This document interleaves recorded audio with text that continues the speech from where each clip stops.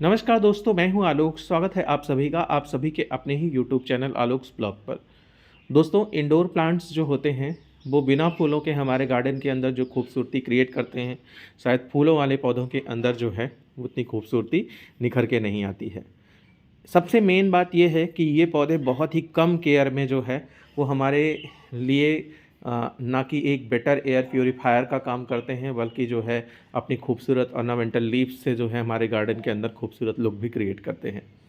अभी नवंबर से लेकर फरवरी तक इनका जो डोरमेंसी चला है, डोरमेंसी पीरियड मतलब विंटर के अंदर जो इनकी सुसुप्ता अवस्था होती है, जिसमें ये अपनी ग्रोथ को रोक लेते हैं, करते हैं, थोड़ी थोड़ी ग्रोथ करते हैं, वो बीत चुकी है। और अब वो टाइम आ गया है जब इसके अंदर फिर से नई ग्रोथ स्टार्ट होगी। नई क्या मतलब, फिर से ग्रोथ स्टार्ट हो जाएगी।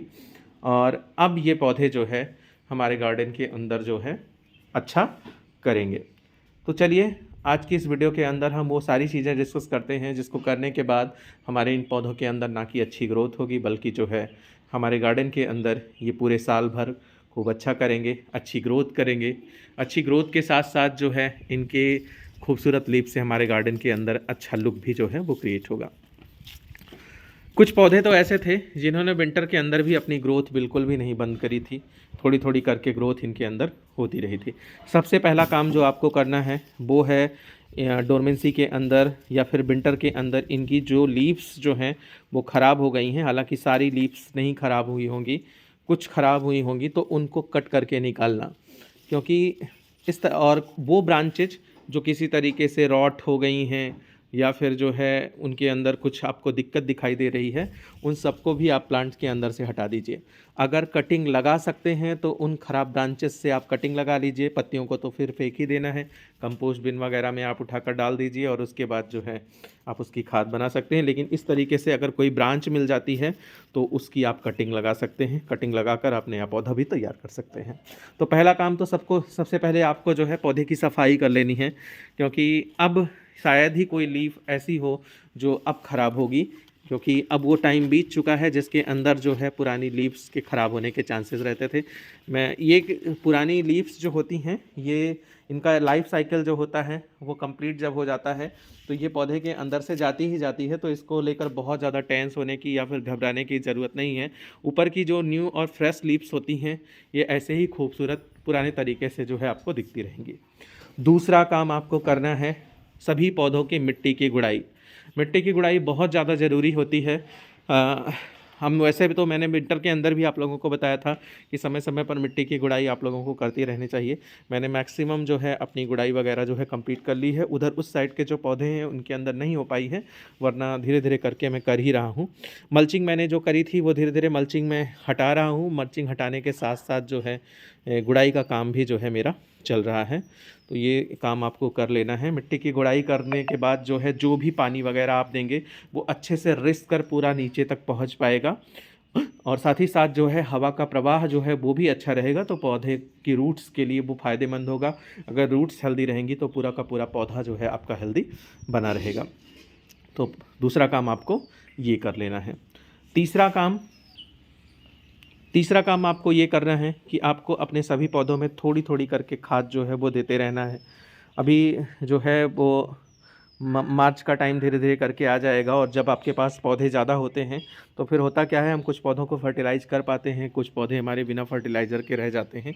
तो ये वो टाइम है जब आप अपने सभी पौधों को मतलब एक एक मुट्ठी, दो दो मुट्ठी, जैसे उनके पॉट की साइज़ हो उसके हिसाब से जो है आप इनको सॉलिड फर्टिलाइज़र, वर्मी कंपोस्ट या फिर काऊ डंग कंपोस्ट जो है वो देते रहिए।